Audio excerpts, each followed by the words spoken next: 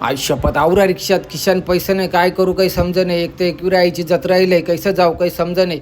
तवऱ्याने दादा भेटला, दादा बोलते टेन्शन नको जे, बोलते घनसोली गावांचे गाववाले रिक्षावाले पूजा ठेवले सत्यनारायणाची, त्याने लक्की ड्रॉचा तिकीट पण आहे. 30,000 रुपये पहिला बक्षीस आहे. तशीच रिक्षा केरलीने जेलू चौकशी करायला घनसोली गावचे, त्याने लक्की ड्रॉचं तिकीट आहेच मिळते का. हां ये बोलते बरोबर जागा वाहिले. तो बोलते पहिला नंबर 30,000 आहे, दुसरा नंबर 15,000 आहे, तिसरा नंबर 7,500 आहे. कोणी पण तिकीट घेऊ शकतो. 100 रुपयाचा तिकीट आहे. ऐसं आहे का, 100 रुपयाचं तिकीट आहे का, मग दे चल 100 रुपये तिकीट काय 30,000 रुपये मनत लागणार मला माहिती आहे.